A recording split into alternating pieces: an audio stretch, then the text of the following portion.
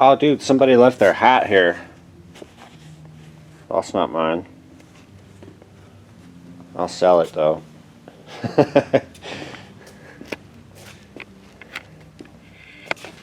Hey, guys. What's up? We're here in the shop. The shop's finally done. Can you believe it? It actually looks like a shop now. Check it out. There's like, you know, stuff and cool gear everywhere, and you know, it's kind of organized. So, but I wanted to talk about something here that's kind of screwing over a lot of bike shops, like mine. So, check this out.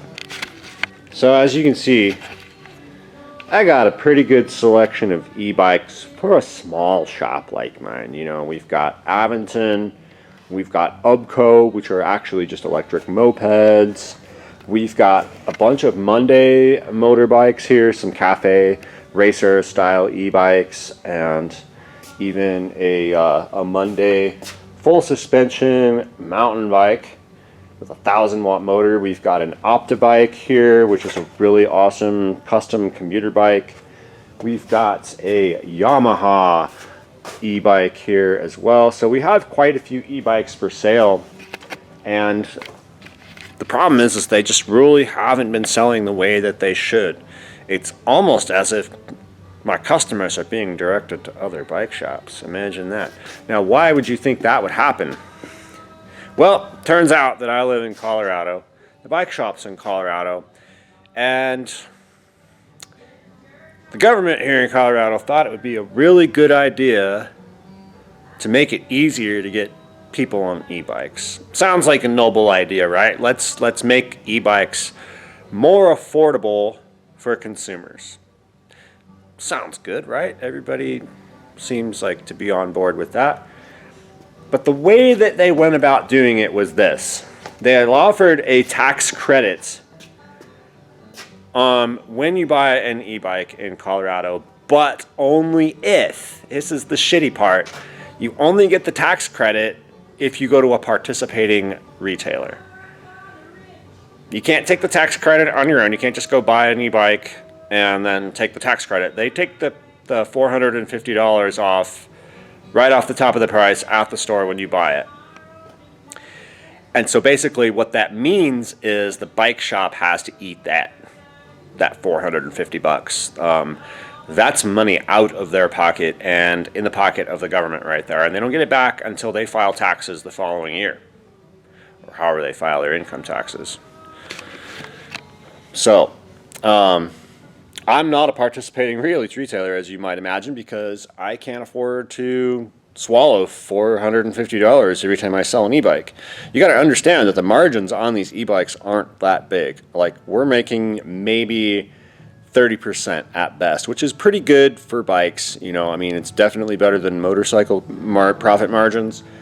But still, like, on average, I'm making maybe $300 or $400 per bike per sale. So if I have to eat $450 per bike and just be out of that money for the whole year, I can't afford to do that. How the hell could I afford to consider like taking a loss on an e-bike for every sale just to get it back? And yes, the government does compensate you. They give you $50 extra. So for every $450 that I would take, I would get $500 back at the end of the year when I filed my taxes. So the only bike shops that are able to do this are the ones that have really deep pockets, and they can afford to sit on that money for the year, and they don't need to take that profit right away. So that's going to be your big box shops, your Trek stores, your Specializeds, and your big corporate bike shops that everyone loves to hate. And also, here's another one, is the direct-to-consumer companies like Ride One Up, Rad Bikes, Aventon. Those bikes, you can buy direct from them, and they can shave the credit off on their end. So it really discourages consumers to come to a shop like mine. They can't take the discount here.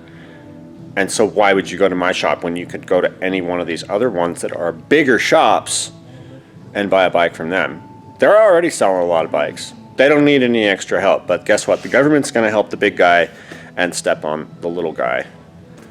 So that's kind of like my little weird grievance with the whole thing here. It sounded like a good idea, but it kind of backfired, and it's actually like screwing over tons of little bike shops like mine in Colorado. They can't afford to do that.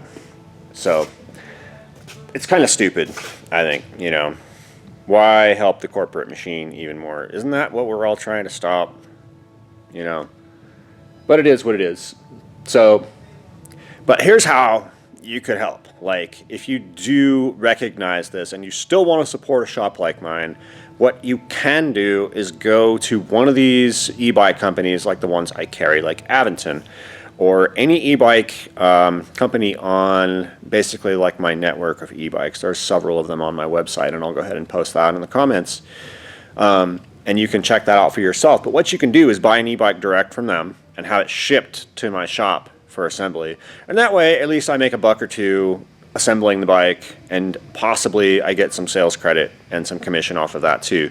Not always, it depends on the bike company. Some of them I'm associated with, others are completely independent, but they'll still ship your bike to my shop. But that's another way that you can support your local bike shop, is to go direct, ship your bike to your local bike shop and have them assemble it. Give them a little bit of business, have them customize it for you, and that's how you can kind of get away from this imbalance right there. The situation is not equal. That's all. So anyway, I just wanted to point that out. Hope you guys have an awesome day, and we'll talk to you later. Peace out.